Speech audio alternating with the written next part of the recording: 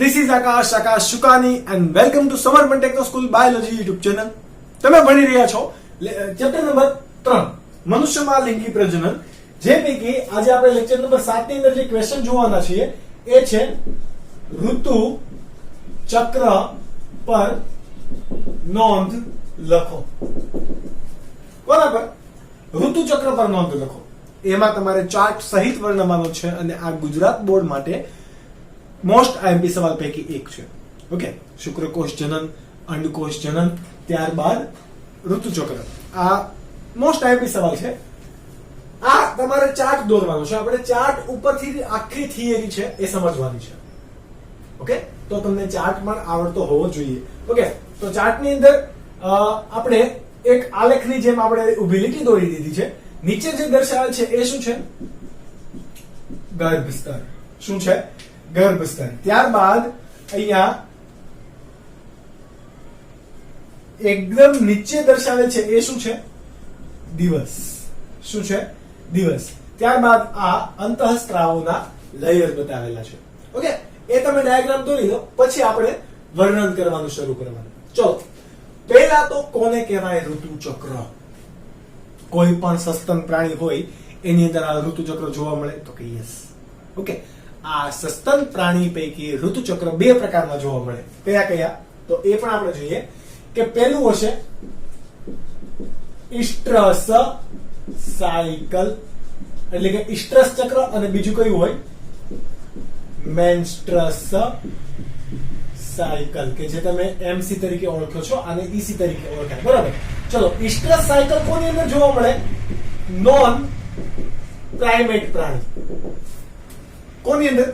Non પ્રાઇમેટ પ્રાણી. કોને કહેવાશે નોન પ્રાઇમેટ પ્રાણી? તો કે જેનો મગજનો વિકાસ એ સામાન્ય રીતે અથવા તો સાપેક્ષ રીતે આપણાથી કેવો છે? ઓછો. એની મસ્તિષ્ક ક્ષમતા કેવી છે? ઓછી. તો એવા સજીવોને શું કહેવાશે? નોન પ્રાઇમેટ્સ. અને વધારે ઉદ્વિકાસ પામેલા અને થોડાક, જેમ કે નોન પ્રાઇમેટ્સ ની અંદર ઉદાહરણ કોનું તમે લઈ શકો? ગાય, ભેંસ, બળદ, કૂતરો, બિલાડી, ઢોર, ઢાંખર. આ બધા શેમાં આવશે? નોન પ્રાઇમેટ્સ. જ્યારે પ્રાઇમેટ્સ ની અંદર કયું ચક્ર જોવા મળશે? મેન્સ્ટ્રસ સાયકલ. કોની અંદર જોવા મળે? પ્રાઇમેટ્સ સજીવની અંદર. કોને કહેવાય પ્રાઇમેટ? તો કે મનુષ્ય, ગોરીલા, વાનર, બરાબર, ચિમ્પાન્ઝી. તો આ બધા સજીવો શેની અંદર આવશે? કે જેની અંદર મગજની ક્ષમતા કેવી છે? વધારે. તો આ બધા સજીવોને આપણે શું કીધા? પ્રાઇમેટ. શું કીધા? પ્રાઇમેટ્સ. તો આ વાત થઈ ગઈ ઋતુચક્રના પ્રકારોની. હવે આપણા સસ્તન પ્રાઇમેટ સજીવની અંદર કેવા? દરેક પ્રાઇમેટ સસ્તન સજીવની અંદર દર 28 દિવસે, આપણે સ્પેસિફિકલી મનુષ્યની વાત કરીએ તો મનુષ્યમાં દર 28 દિવસે માદામાં યોનિ માર્ગમાંથી ગર્ભાશયની અંદરની દિવાલો તથા રુધિરનો સ્ત્રાવ બહાર થાય છે. તો તેને શું કહેવાય? ઋતુસ્ત્રાવ. શું કહેવાશે? ઋતુસ્ત્રાવ. આવો ઋતુસ્ત્રાવ કેટલા દિવસે જોવા મળે? દર 28 દિવસે. કેટલા? દર 28 દિવસે.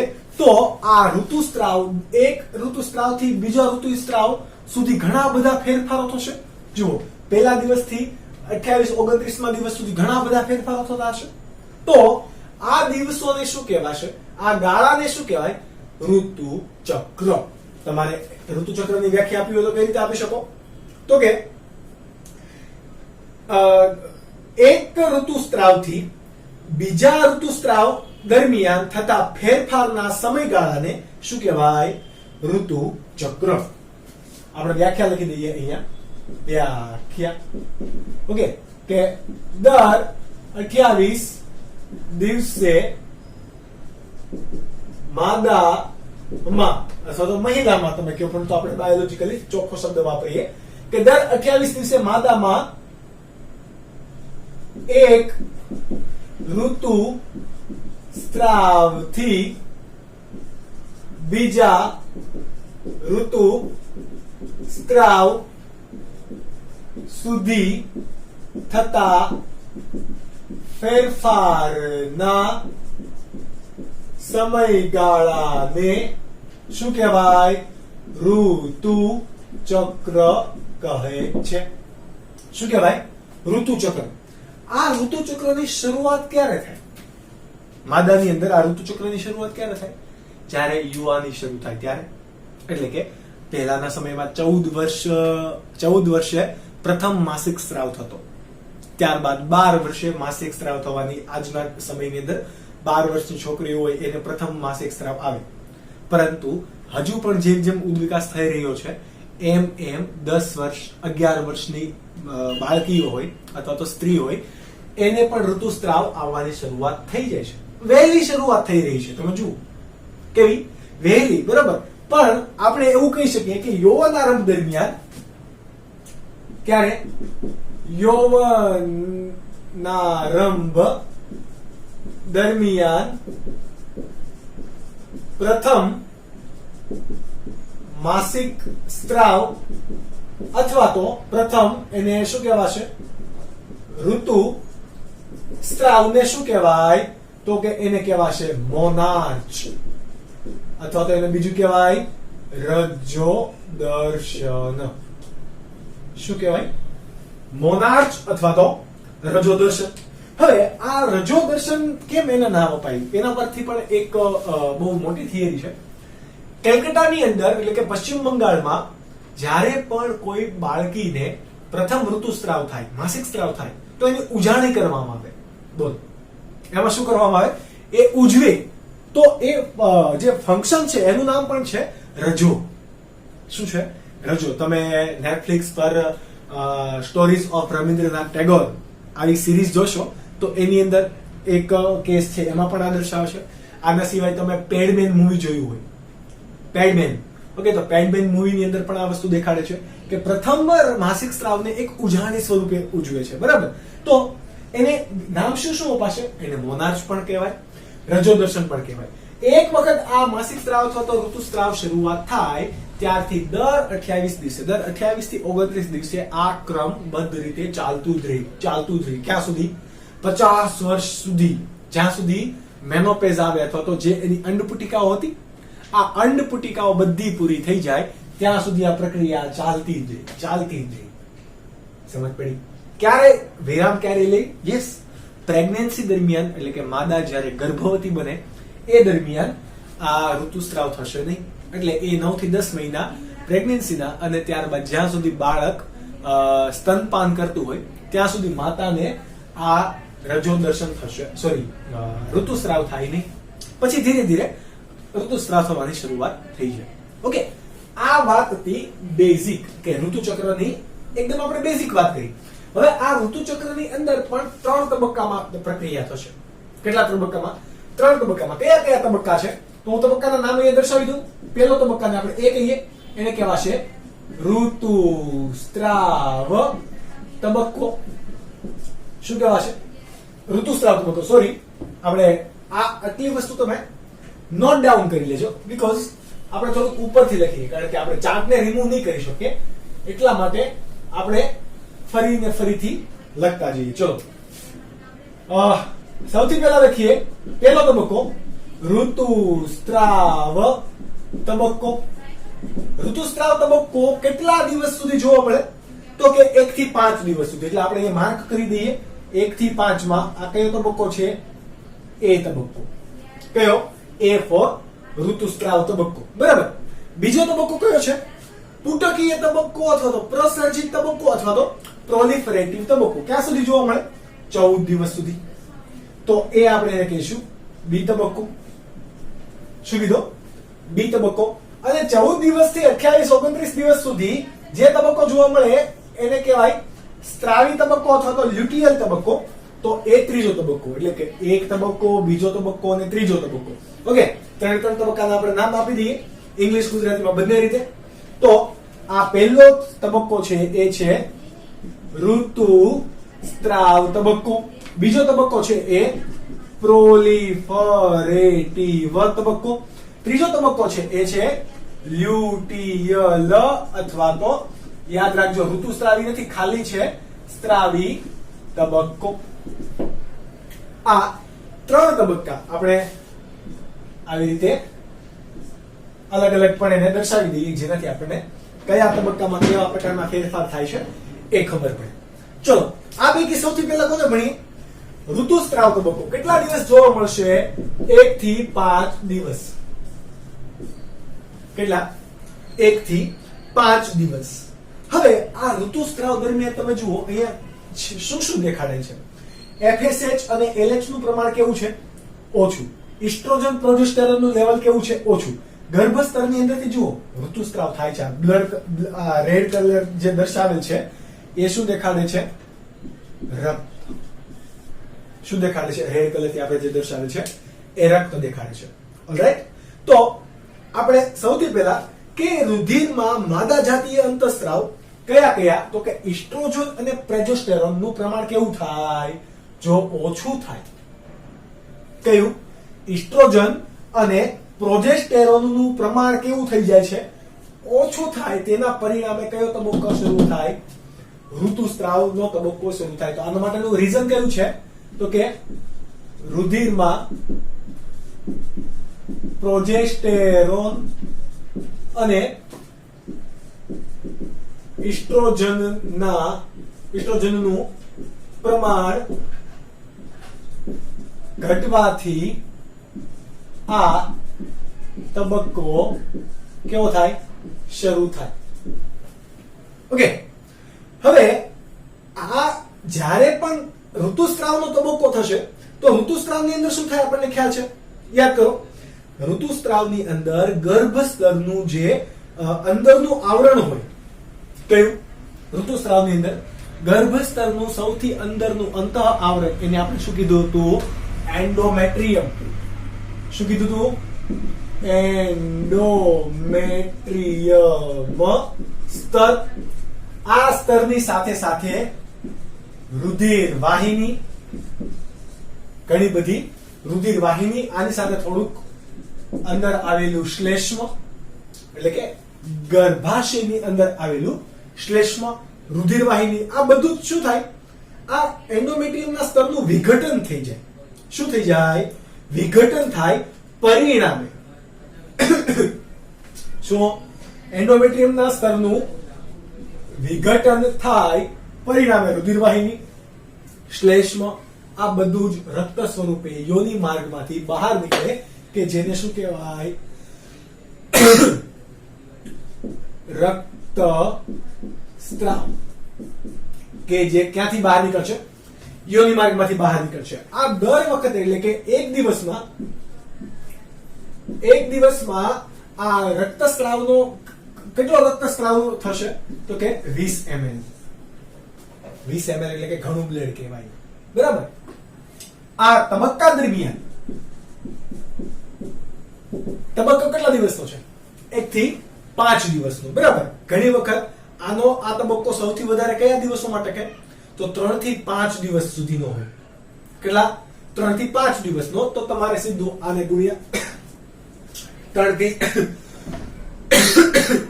થી 5 કરો એટલે એવરેજ 50 થી 150 ml જેટલા બ્લડનો સ્ત્રાવ આ એક તબક્કા દરમિયાન થાય.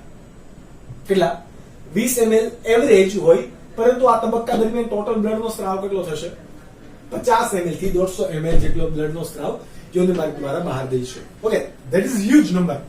હવે આ ઋતુસ્ત્રાવ જ્યારે થયો ત્યારે તમે જુઓ પ્રોજેસ્ટેરોનનું પ્રમાણ કેવું છે? ઓછું છે. પ્રોજેસ્ટેરોનનું કામ અહીંયા શું છે? પ્રોજેસ્ટેરોનનું કાર્ય, જો પ્રોજેસ્ટેરોન છે તો એ નવી અંડપુટિકા બનવા દેશે નહીં. પ્રોજેસ્ટેરોન નથી તો નવી અંડપુટિકા બનશે. પરંતુ અહીંયા પ્રોજેસ્ટેરોનનું પ્રમાણ કેવું છે? ઓછું છે. કેવું છે? અહીંયા હું લખી દઉં. પ્રોજેસ્ટેરોન ઓછું છે. એના પરિણામે કઈ કઈ પ્રક્રિયા થશે? પ્રોજેસ્ટેરોનનું પ્રમાણ ઓછું હોવાથી નવી અંડપુટિકા બનવી શક્ય. જો પ્રોજેસ્ટેરોનનું પ્રમાણ વધારે હોય તો નવી અંડપુટિકા બની શકે નહીં. ઓકે, એટલે અહીંયા પ્રોજેસ્ટેરોનનું પ્રમાણ એક ઓછું છે. ત્યારબાદ આ તબક્કામાં હાઇપોથેલેમસના અંતઃસ્ત્રાવો કયા કયા? FSH અને LH બંનેનું પ્રમાણ કેવું છે? ઓછું.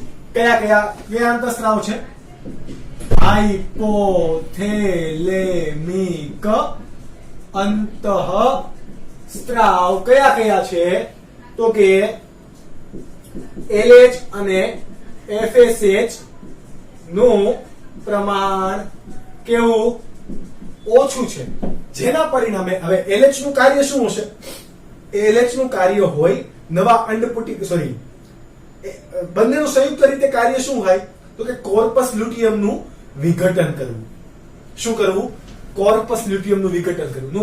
નું ઓછું પ્રમાણ કયું કાર્ય કરશે? કોર્પસ લ્યુટિયમ નું વિઘટન કરવું. તમે યાદ કરો કે કોર્પસ લ્યુટિયમ નું વિઘટન થાય તો પ્રોજેસ્ટેરોનનો સ્ત્રાવ પણ કેવો થઈ જશે? ઓછો થઈ જશે. હવે એટલા માટે આનું તમને રીઝન મળ્યું ને કે શા માટે પ્રોજેસ્ટેરોનનું લેવલ ઓછું થઈ જાય છે આ તબક્કા દરમિયાન? તો કે FSH અને LH નું પ્રમાણ જુઓ કેવા 28-29 ના દિવસે જુઓ ઓછું થઈ જાય છે કે નહીં? એના પરિણામે હવે અહીંયા જે કોર્પસ લ્યુટિયમ બનતું હશે એનું શું થશે? વિઘટન. કોર્પસ લ્યુટિયમ ની અંદર આવેલું એન્ટ્રમ એ કોનું સ્ત્રાવ કરતો હતો? પ્રોજેસ્ટેરોન. તો હવે કોર્પસ લ્યુટિયમ નું વિઘટન થાય છે તો પ્રોજેસ્ટેરોન નું પણ સ્ત્રાવ કેવો થઈ જાય? ઓછો થઈ જાય. ઓછો થઈ જાય તો શું થશે? પ્રોજેસ્ટેરોનના એમ પાછા બે કાર્ય થશે. પહેલું, એક તો અંડપુટિકા બનવી શક્ય થશે. પ્રોજેસ્ટેરોનનું પ્રમાણ જો ઓછું હોય તો નવી અંડપુટિકા બની શકે, અને જો પ્રોજેસ્ટેરોનનું પ્રમાણ ઓછું હશે તો એન્ડોમેટ્રિયમનું સ્તર પણ શું થાય? વિઘટન પામે. એ પણ કોના કારણે? પ્રોજેસ્ટેરોનના ઓછા પ્રમાણને કારણે. જો પ્રોજેસ્ટેરોનનું વધારે પ્રમાણ હોય, આપણે અહીંયા બ્લુ કલરથી જો દર્શાવ્યું છે, જે સમયે પ્રોજેસ્ટેરોનનું પ્રમાણ વધારે છે એ સમયે ગર્ભ સ્તર કેવું છે? જાડું. પરંતુ પ્રોજેસ્ટેરોનનું લેવલ ઘટે છે એટલે ગર્ભ સ્તર પણ કેવું થઈ જાય? તૂટે છે. તો આ ચાર્ટ પરથી સમજવા જેવા ઘણા બધા પ્રશ્નો તમારા નીટ માટે પણ પોસિબલ છે અહીંયાથી પૂછવા. ઓકે, પણ આપણે આ એક તબક્કાની વાત કરી. કોની? એક તબક્કાની. હવે આ ઋતુસ્ત્રાવ ઘણી વખત આપણને ખબર છે કે ઋતુસ્ત્રાવની અંદર આની સિવાય શું હોય? તો કે અફલિત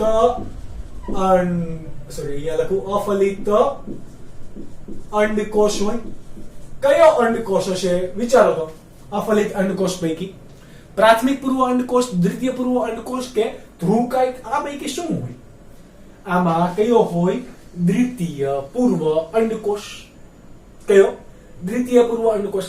જો ફલન થાય તો ને માત્ર તો જ આ દ્વિતીય પૂર્વ અંડકોષ એ અંડકોષમાં પરિણમે, એવું આપણે ભણી ગયા લાસ્ટ લેક્ચર નંબર 6 ની અંદર. પરંતુ અહીંયા ફલન થયું નથી એટલા માટે ઋતુસ્ત્રાવ થયો ને, તો અંડકોષ કેવો હશે? અફલિત હશે. બરાબર. આ ઋતુસ્ત્રાવનો તબક્કો પ્રેગ્નન્સી દરમિયાન કેવો હશે? ગેરહાજર. તો આ પ્રક્રિયા અહીંયાથી સ્થગિત થઈ જશે. કન્ટિન્યુ 10 મહિના સુધી, 10-12 મહિના સુધી, જ્યાં સુધી શિશુ અથવા તો કોઈ નવજન્મિત બાળક એ સ્તનપાન કરી રહ્યું હોય ત્યાં સુધી. ઓકે, તો આ પ્રક્રિયા કન્ટિન્યુ થશે જો પ્રેગ્નેન્ટ થાય તો. એટલે કે અંડકોષ એ શુક્રકોષ વડે ફલન પામે તો, નહીં તો ઋતુસ્ત્રાવ થશે. એટલે જ્યારે પણ ઋતુસ્ત્રાવની ગેરહાજરી હોય તો એનો મતલબ શું હશે? કે એ પ્રેગ્નન્સીનું એક લક્ષણ છે. આપણને ખબર ક્યારે પડશે માદાને કે એ પ્રેગ્નેન્ટ થઈ છે? તો ઋતુસ્ત્રાવ બંધ થઈ જાય ત્યારે એને ડોક્ટર પાસે ચેકઅપ કરાવવું પડે. પણ ઋતુસ્ત્રાવ એક તમારે કોઈ પણ માનસિક તણાવ હોય, કોઈ ટેન્શન હોય સતત ને સતત, અથવા તો સતત ને સતત થાક હોય, ઓકે, તો મેન્ટલ ઇલનેસ અથવા તો મેન્ટલ પ્રેશર કે મેન્ટલ ટેન્શનની સ્થિતિ દરમિયાન આ ઋતુસ્ત્રાવ બંધ થાય અથવા તો એનો સમયગાળો લાંબા ટૂંકો થઈ શકે. એટલે આપણને આ 28મા દિવસે ઋતુસ્ત્રાવ ના આવતા એ ફરીથી બીજા મહિનાના 5મા 6ઠા દિવસે થાય, 5-6 દિવસ લેટ થઈ શકે. ઓકે, તો આ બધી વાત હતી કે જે ઓબ્વિયસલી ગર્લ્સને ખબર હશે પણ બોયઝને ખબર હોય નહીં. પરંતુ નીટ તો બંને માટે છે એટલે અહીંયા ગમે ત્યાંથી ક્વેશ્ચન પૂછાઈ શકે. એટલા માટે તમને આવડતું હોવું જોઈએ. તમે આ વસ્તુ નોટ ડાઉન કરી શકો છો. બીકોઝ હવે આપણે શરૂ કરીશું પ્રોલિફરેટિવ તબક્કો. કયો? પ્રોલિફરેટિવ તબક્કો. તબક્કો કયો છે આપણો? એનું નામ છે બીજો તબક્કો. કેટલા દિવસ સુધી જોવા મળે છે? જુઓ તો આપણે ચાર્ટની અંદર 6 થી 14મા દિવસ સુધી કયો તબક્કો જોવા મળે? પ્રોલિફરેટિવ એ તબક્કાને પુટકીય તબક્કો કહેવાય. બીજું એને કહેવાય પ્રસર્જીવ તબક્કો અથવા તો પ્રસર્જિત તબક્કો પણ કહી શકાય. આપણે અહીંયા માર્ક કરી દઈએ કે કયો તબક્કો છે પ્રોલિફરેટિવ અથવા તો પુટકીય અથવા તો પ્રસર્જિત તબક્કો. કેટલા દિવસ જોવા મળશે? ઋતુ ચક્રના 6 થી 14 દિવસ આ તબક્કો તમને જોવા મળે. આપણે જોઈએ દર્શાવો 6 થી 14મા દિવસ સુધી. બરાબર, 14મા દિવસે આપણે રેડ કલર થી દર્શાવ્યો છે કારણ કે 14મા દિવસે ઘણી બધી પ્રક્રિયા થશે. ઓકે, ચલો આ તબક્કાની અંદર આપણે ડિટેલમાં ભણતા જઈએ. તો આ તબક્કા દરમિયાન પ્રાથમિક પુટિકાઓ વિકાસ પામીને ગ્રાફિયન પુટિકા બને. બરાબર, કેમ? તો કે પ્રોજેસ્ટેરોનનું પ્રમાણ કેવું હતું? ઓછું. પ્રોજેસ્ટેરોનનું પ્રમાણ ઓછું હોય તો એ શું બનાવે? ગ્રાફિયન પુટિકા બનાવશે. એટલે આપણે હું અહીંયા ગ્રાફિયન પુટિકા દોરી દઉં. અહીંયાથી તમને દેખાશે ધીરે ધીરે આ પ્રાથમિક પુટિકા હશે, આ દ્વિતીયક પુટિકા હશે કે જેની અંદર અહીંયાથી અંડકોષ દેખાય છે. બરાબર, ધીરે ધીરે હવે આ તૃતીયક પુટિકા વિકાસ પામીને શેમાં ફેરવાઈ જશે? ગ્રાફિયન પુટિકામાં.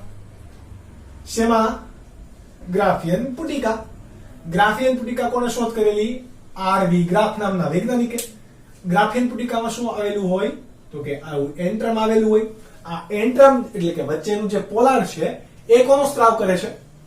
ઇસ્ટ્રોજનનો. એટલા માટે જુઓ અહીંયા ઇસ્ટ્રોજનનું પ્રમાણ કેવું તમને દેખાય છે? વધી ગયું એવું દેખાય. બરાબર, હવે ગ્રાફિયન પુટિકા તૂટી જાય કયા દિવસે? 14મા દિવસે તૂટે.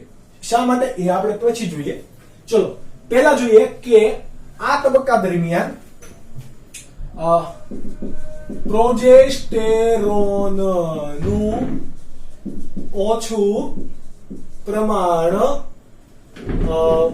પ્રાથમિક પુટિકા અથવા તો પ્રાથમિક અંડ પુટિકા સર્જે જે ક્રમિક રીતે ગ્રાફિયન પુટિકામાં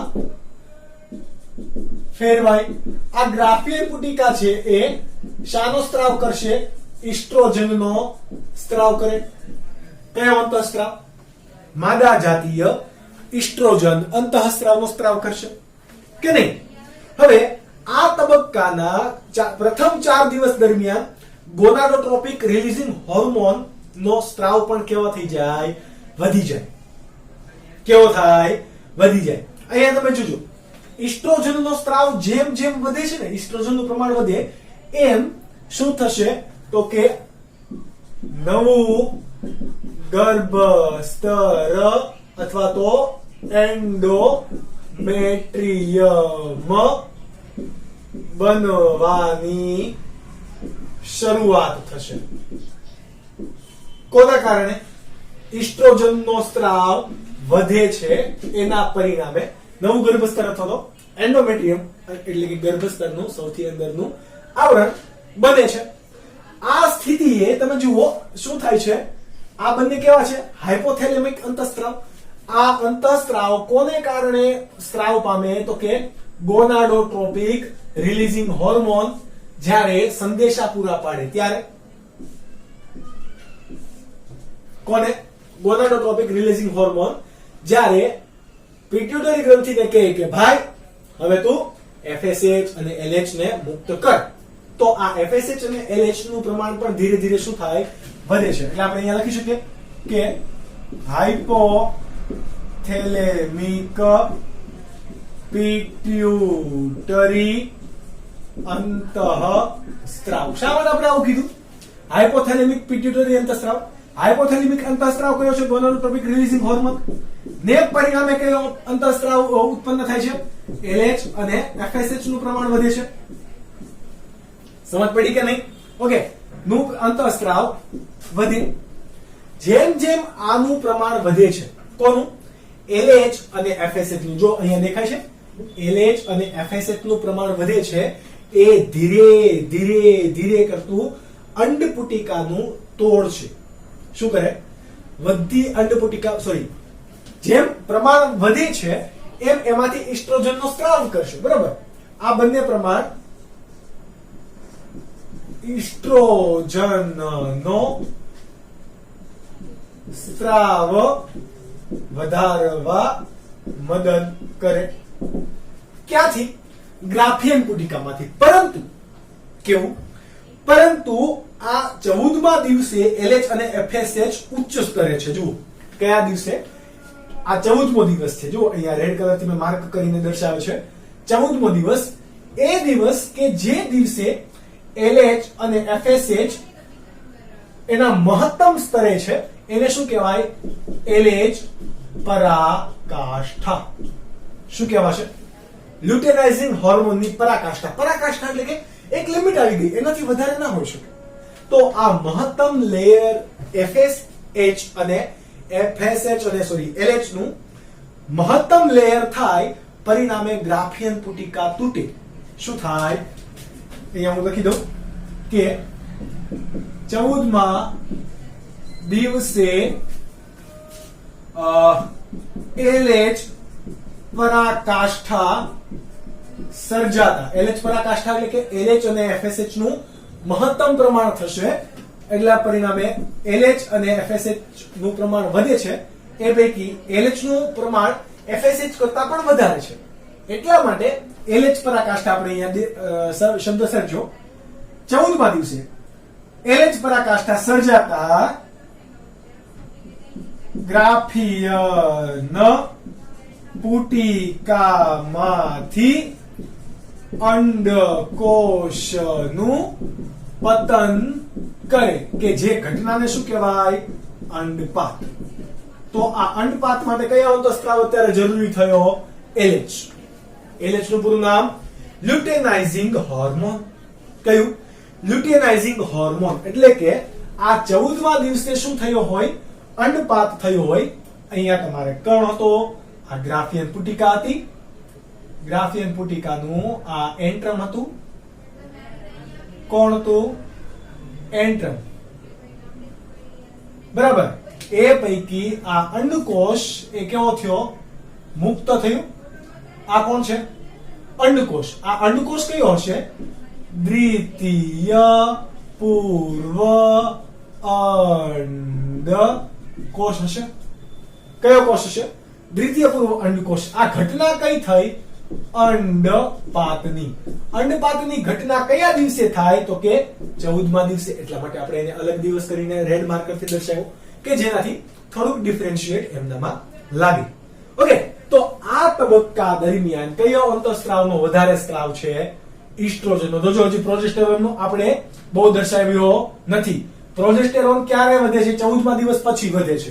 આ ખાસ યાદ રાખજો.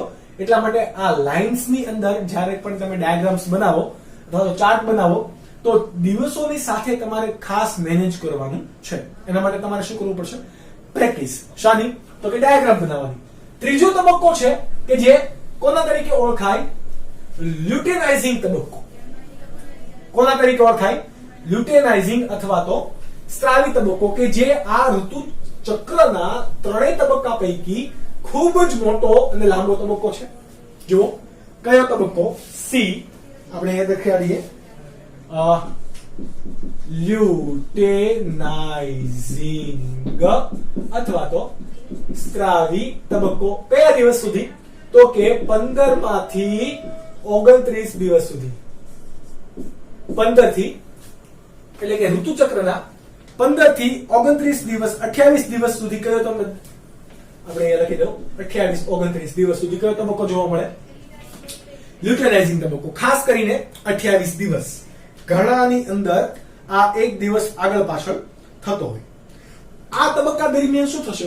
તો આપણે વાત કરતા હતા ગ્રાફિયન પુટિકાની. આ ગ્રાફિયન પુટિકા નું શું થયું છે? તૂટી ગયું છે. એટલા માટે આ ગ્રાફિયન પુટિકા હવે શેમાં ફેરવાઈ જશે? ગ્રંથિઓ કોષોનો જ ભાગ. બરોબર? આ ગ્રાફિયન પુટિકા હવે શેમાં ફેરવાઈ જાય છે? Corpus luteum. ચલો, આ કોર્પસ લ્યુટિયમ છે. તો આ કોણ હતું? એવું નામ દેખાડી દઉં, ગ્રાફિયન પુટિકા. કરી આ કોર્પસ લ્યુટિયમ, ચલો ગ્રાફિયન પુટિકા કોનો સ્ત્રાવ કરતો હતો? ઇસ્ટ્રોજનનો. જ્યારે આ કોર્પસ લ્યુટિયમ કોનો સ્ત્રાવ કરે છે? પ્રોજેસ્ટેરોનનો. કોનો? પ્રોજેસ્ટેરોનનો. એટલા માટે આપણે જુઓ અહીંયા ઇસ્ટ્રોજનનું પ્રમાણ વધારે છે. જ્યારે અંડપાત થાય એટલે ઇસ્ટ્રોજન હવે નથી, અંડપાત થઈ ગયો, એટલા માટે ઇસ્ટ્રોજનનું પ્રમાણ જોઈએ 14મા દિવસ પછી ઘટ્યું.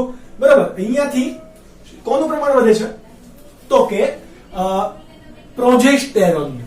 કોનું? પ્રોજેસ્ટેરોન. તો આ બધી તમારે ઘટના યાદ રાખવી પડશે. હવે કોર્પસ લ્યુટિયમ દ્વારા થતા પ્રોજેસ્ટેરોનનું પ્રમાણ જો વધે તો એન્ડોમેટ્રિયમનો શું થાય? વિકાસ થાય. બરાબર. જે દિવસથી આ કોર્પસ લ્યુટિયમમાંથી પ્રોજેસ્ટેરોનનો સ્ત્રાવ થાય છે એટલે પ્રોજેસ્ટેરોનનું પ્રમાણ જુઓ અહીંયા વધ્યું છે. પ્રોજેસ્ટેરોનનું પ્રમાણ વધ્યું એટલે કે આ જે ગર્ભસ્તર હતું એને વધારે રુધિર કોષો ભેગા કરીને જાડું અને મજબૂત બની ગયું છે. બરાબર. આ પુખ્ત રીતે પ્રોજેસ્ટેરોનનું પ્રમાણ વધતા આ ગર્ભસ્તર એકદમ પરિપક્વ અને જાડું બની ગયું છે, એકદમ હેલ્ધી. તો અહીંયા હવે એ ફલિતાંડને ગર્ભ સ્થાપન કરવા માટે એ સક્ષમ બને. ઓકે, આપણે ઘટનાક્રમ લખતા જઈએ. કઈ કઈ પ્રક્રિયા થશે? તો કે કોર્પસ લ્યુટિયમ બનતા તેમાંથી શાનો સ્ત્રાવ થશે? પ્રોજેસ્ટેરોનનો સ્ત્રાવ વધે. આ પ્રોજેસ્ટેરોનનો સ્ત્રાવ વધે પરિણામે શું થાય? તો કે એન્ડોમેટ્રિયમ છે. કયું હતું? એન્ડોમેટ્રિયમ, કે જે આપણું શું હતું? ગર્ભસ્તર. કેવું બને? વધુ જાડું અને વિકસિત બને. શા માટે આવું બને? તો કે નવા ફલિતાંડને ગર્ભ સ્થાપન માટે જગ્યા અથવા તો સ્થાન પૂરું પાડે. કોણ? એન્ડોમેટ્રિયમનું સ્તર. આપણે ભણી ગયા ને કે ગર્ભ સ્થાપન ક્યાં થશે? હંમેશા એન્ડોમેટ્રિયમમાં. ક્યાં? એન્ડોમેટ્રિયમ. પરંતુ જો ફલન ના થાય તો ધીરે ધીરે આ કોર્પસ લ્યુટિયમનું શું થઈ જાય? વિઘટન થાય. એટલે કે આ વિઘટિત પુટિકા હશે. ધીરે ધીરે શું થાય? વિઘટન થાય. અહીંયા પણ શું હતું? વિઘટન થયેલું કોર્પસ લ્યુટિયમ હતું કે નહીં? હેલો, ચલો આ વસ્તુ યાદ રાખો. તો જ્યારે પણ કોર્પસ લ્યુટિયમનું વિઘટન થાય ક્યારે થશે? જો અંડકોષ અહીંયા ફલન પામે નહીં શુક્રકોષ વડે તો, ને માત્ર તો જ. જો ફલન થાય તો આ પ્રોજેસ્ટેરોનનું લેવલ ડાઉન થશે જ નહીં. પ્રોજેસ્ટેરોનનું લેયર ડાઉન થશે જ નહીં. પરંતુ ફલન ના થાય તો ને માત્ર તો જ કોર્પસ લ્યુટિયમ શું થાય? વિઘટન પામે છે. એટલે આપણે માટે અહીંયા બે પોસિબિલિટી લખી દઈએ. પહેલું, જો ફલન ન થાય તો, અને બીજી પોસિબિલિટી કઈ છે? જો ફલન થાય તો. બંને આપણે સમજીએ. ઓકે, પહેલા સમજીએ કઈ? જો ફલન થાય. કોનું? ગર્ભાશયમાંથી ફલન થાય. ગર્ભાશયના કયા સ્તરમાં થાય? શુક્રકોષ હોય એ અંડકોષનું ફલન કરશે અને શું બનાવે? ફલિતાંડ. પરંતુ આવું ના કરે તો શું થાય? કોર્પસ લ્યુટિયમ વિઘટન પામે. શું પામે? કોર્પસ લ્યુટિયમ વિઘટન પામે. પરિણામે શું થાય? પ્રોજેસ્ટેરોન ઘટે. પ્રોજેસ્ટેરોન ઘટે એનો મતલબ કે અહીંયા આપણે ઋતુસ્રાવના તબક્કામાં ભણી ગયા. પ્રોજેસ્ટેરોન ઘટે પરિણામે શું થશે? એન્ડોમેટ્રિયમ વિઘટન પામે. શું પામે? એન્ડોમેટ્રિયમ વિઘટન પામશે. એટલે કે 28મા દિવસથી ફરીથી ધીરે ધીરે એન્ડોમેટ્રિયમ તૂટશે, ધીરે ધીરે રુધિર વાહિની તૂટશે, રુધિરનો સ્ત્રાવ યોનિ માર્ગમાંથી બહાર નીકળવાની શરૂઆત થઈ જશે. તો આ તબક્કાની આપણે વાત કરતા હતા. Okay, progesterone. અને જો ફલન થાય તો કોર્પસ લ્યુટિયમ અવિરત રહે. અવિરત રહે એટલે કે વિઘટન થાય નહીં. પરિણામે પ્રોજેસ્ટેરોન નો સ્ત્રાવ થાય. બરાબર. હવે પ્રોજેસ્ટેરોન નો ક્રમિક રીતે સ્ત્રાવ થાય છે એનો મતલબ કે પ્રોજેસ્ટેરોનના બે કાર્ય હતા. એ નવી અંડપુટિકાનું જો પ્રોજેસ્ટેરોનની હાજરી હશે તો નવી અંડપુટિકા અંડપિંડમાંથી સર્જાવા દેશે નહીં. બરાબર. એટલે કે પહેલું કાર્ય કયું કરશે? અહીંયા હું લખું પહેલું કાર્ય તો કે નવી અંડપુટિકા નું નિર્માણ શું કરે? અટકાવે. બીજું કાર્ય કયું કરશે? તો કે ગર્ભ સ્થાપન માટે એન્ડોમેટ્રિયમ નો શું કરે? વિકાસ કરશે. આ બે કાર્ય જો પ્રોજેસ્ટેરોનની હાજરી સતત ને સતત રહે તો. જો વિઘટન પામે તો પ્રોજેસ્ટેરોન ઘટી જશે અને ફરીથી ઋતુસ્રાવ થાય અને આ ચક્ર ક્રમિક રીતે ચાલ્યા જ કરે. આ જે વિઘટન પામે છે ને એ પુટિકાઓ અથવા તો કોર્પસ લ્યુટિયમ, જે વિઘટિત કોર્પસ લ્યુટિયમ છે એને શું કહેવાશે? કોર્પસ આલ્બિકન્સ. શું કહેવાય? અહીંયા જો નામ લખી દઉં છું, કોર્પસ આલ્બિકન્સ. કોર્પસ આલ્બિકન્સ એટલે કે વિઘટિત કોર્પસ લ્યુટિયમ. કયું? વિઘટિત કોર્પસ લ્યુટિયમ. તો આપણે અહીંયા બે કન્ડિશન ભણી લીધી. જો ફલન થાય તો અને ફલન ન થાય તો. બરાબર. ફલન માટેનો સમયગાળો કેટલો હશે? યોનિ માર્ગની અંદર આવેલા શુક્રકોષો વધુમાં વધુ કેટલા દિવસ જીવંત રહી શકે? 4 દિવસ. કેટલા? 4 દિવસ. જો આ 4 દિવસની અંદર એ શુક્રકોષ એ અંડકોષને ઓળખીને અથવા તો અંડકોષ સુધી પહોંચીને એના જોડે ફલન કરવા માટે સક્ષમ છે. જો ફલન કરશે તો કોર્પસ લ્યુટિયમ હવે વિઘટન નહીં પામે. કેમ? તો કે કારણ કે કોર્પસ લ્યુટિયમના વિઘટન માટે જવાબદાર કોણ હતું? આવડા અંતઃસ્ત્રાવ. કયા? અંતઃસ્ત્રાવ. જો અંતઃસ્ત્રાવનું પ્રમાણ ઘટે છે, કેવું થાય છે?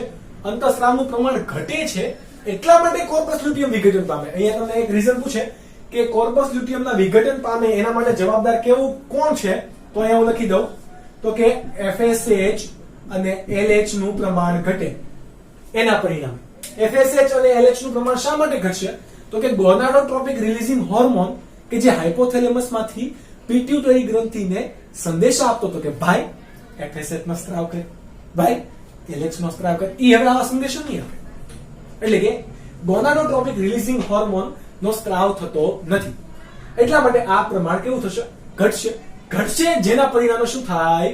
કોર્પસ લ્યુટિયમ એ કોર્પસ આલ્બિકન્સમાં ફેરવાઈ જશે. જો ફલન થાય તો આ ગોનાડોટ્રોપિક રિલીઝિંગ હોર્મોન શું કરશે? સંદેશા આપ્યા જ રાખશે. લે જા તું સંદેશા મેરા, એવું કહેતો હશે ને, કહેતો જાય કે FSH અને LH નું પ્રમાણ વધારે રાખ ભાઈ, એનું પ્રમાણ નહીં ઘટાડતો. કેમ? તો કે ભાઈ ફલન થઈ ગયું છે. અને ફલન થાય પરિણામે જે ફલિતાંડ બને એનામાં ઘણા બધા ચેન્જીસ થશે એ કોષમાં. સાથે સાથે શરીરના અંતઃસ્ત્રાવમાં પણ ચેન્જ થાય. એ અંતઃસ્ત્રાવના પરિણામે જ આ ગોનાડોટ્રોપિક રિલીઝિંગ હોર્મોન હોય એ FSH અને LH ને શું કહેશે કે ભાઈ તું તારો સ્ત્રાવ ઘટાડતો નહીં. જો એનો સ્ત્રાવ ઘટશે નહીં તો કોર્પસ લ્યુટિયમનું વિઘટન થશે નહીં.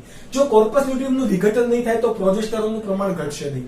જો પ્રોજેસ્ટેરોનનું પ્રમાણ નહીં ઘટે તો આ ગર્ભસ્તર છે એનું એન્ડોમેટ્રિયમ ક્યારેય તૂટશે નહીં. જો એન્ડોમેટ્રિયમ તૂટશે નહીં તો ઋતુસ્ત્રાવ નહીં થાય.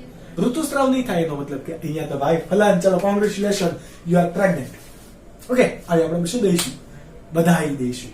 બધાઈ એટલે કે વિશિષ્ટ દઈશું, શુભકામનાઓ દઈશું, આવું બધું કરતા હોય લોકો. ઓકે, તો આ હતા તમારા 3 તબક્કાઓ.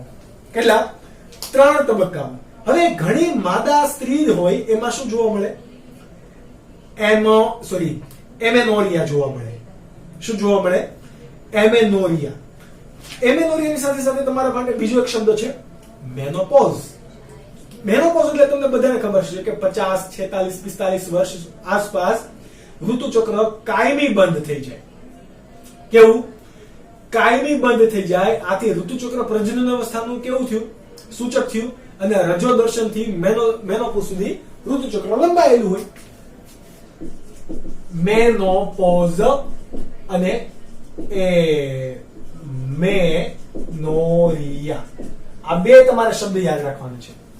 મેનોપોઝ તો કે દરેક સ્ત્રીની અંદર 50 વર્ષ આસપાસ ઋતુ ચક્ર કાયમી રીતે બંધ થઈ જાય. કેવું? 50 વર્ષની એજ આજુબાજુ ઋતુ ચક્ર કાયમી રીતે બંધ થઈ જાય એ અવસ્થાને શું કહેવાય? મેનોપોઝ લાગી ગયું. હવે તમે સમજો, અંડુપુટિકાની સંખ્યા ચોક્કસ હતી, 60,000 થી 80,000 તો હતી. એ પૈકી અમુક અંડપુટિકા એ ગ્રાફેન પુટિકામાં ફેરવાતી હતી અને આ સમય દરમિયાન પણ ઘણી અંડપુટિકાનું ધીરે ધીરે વિઘટન થતું છે.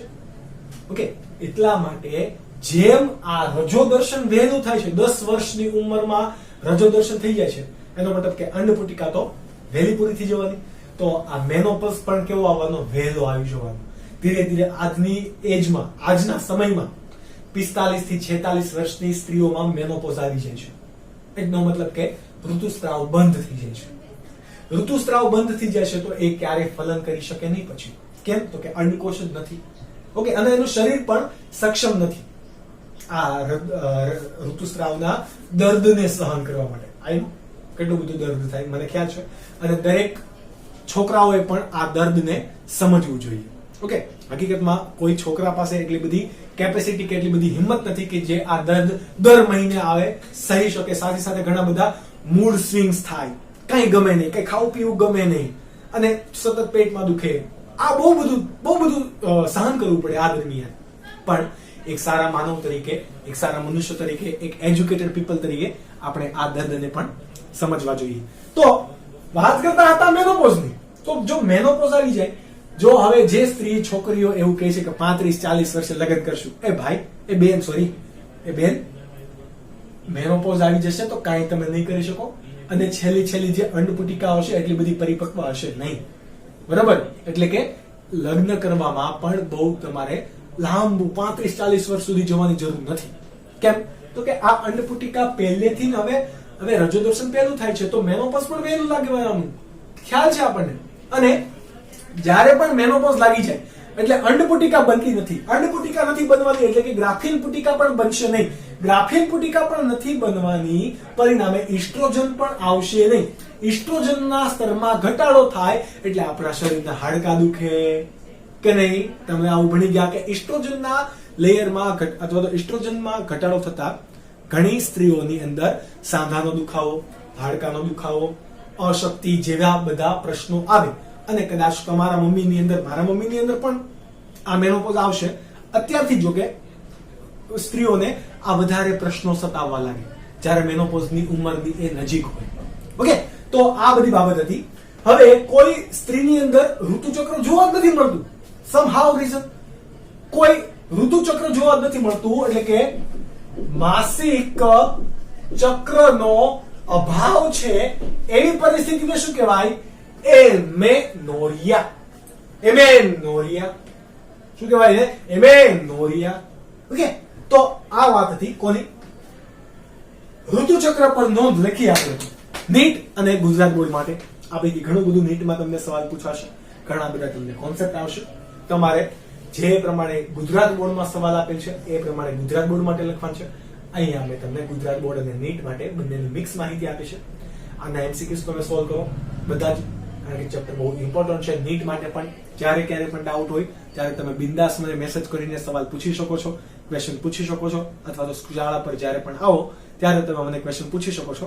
પણ જો તમે મહેનત કરશો તો આઈ હોપ કે તમે વાંચશો, લખશો, મહેનત કરશો. તો ફરી મળીશું લેક્ચર નંબર 8 ની અંદર. ત્યાં સુધી bye bye and take care.